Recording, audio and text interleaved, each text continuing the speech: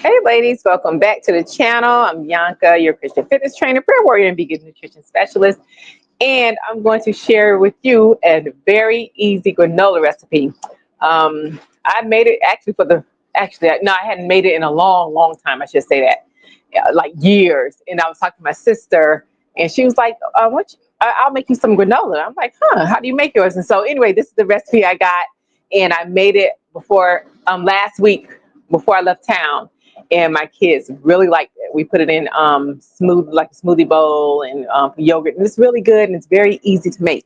So what I have here, this is all that's in it.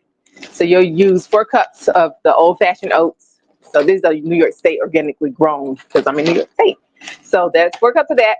You'll need a 1.5 cup of nuts or seeds. So I'm using walnuts and almonds. I have them in this Ziploc bag because they're both open. So I'm going to use them. And what I do, I put them inside the Ziploc bag and I smash them down a little bit so it's not the big chunks. And so I put that in there. So that's 1.5 cup. Then I use a teaspoon of salt. So this is the salt I'll be using, sea salt. And then I use half a teaspoon of cinnamon. I thought I put everything out here. Oh, I did. All right, so here's my cinnamon. Okay. And then I use a half a cup of melted coconut oil. So this is the coconut oil I'll be using. I see that. You can use olive oil too if you don't have coconut oil. You can substitute that. And then I use a half a cup of honey. You can use honey or maple syrup, but I'm going to be using this honey. Okay. And then you can use a teaspoon of vanilla. I'll be using my vanilla here. And then the last thing I'll be using is, you can use any dried fruit. I'm using craisins for mine. You can throw in chocolate chips. You can throw in coconut flakes. So this seems like it's tilted.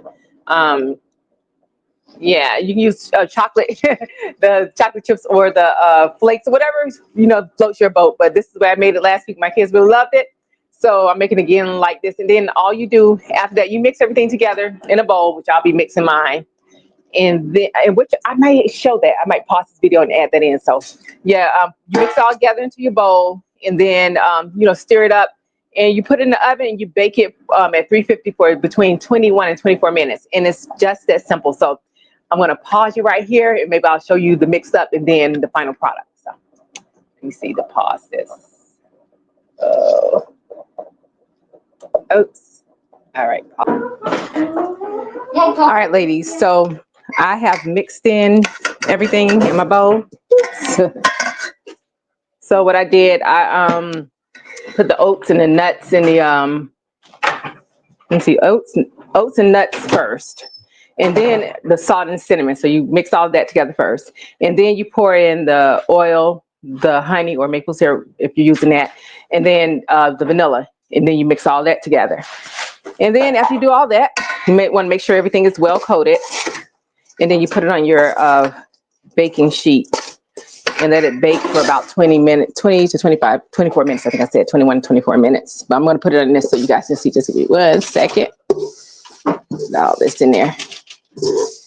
Now I'll let you see how it looks. Actually, I might bake it a little bit longer because you can get it as crunchy as you like. Go ahead. I'm still my kids making cameos. Okay.